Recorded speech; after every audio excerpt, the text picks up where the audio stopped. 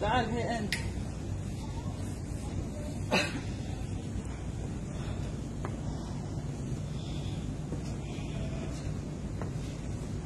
شنو هذا؟ هندوس. ليش يبيع هنا؟ هذه بلد مسلم صح؟ ليش هذا هنا؟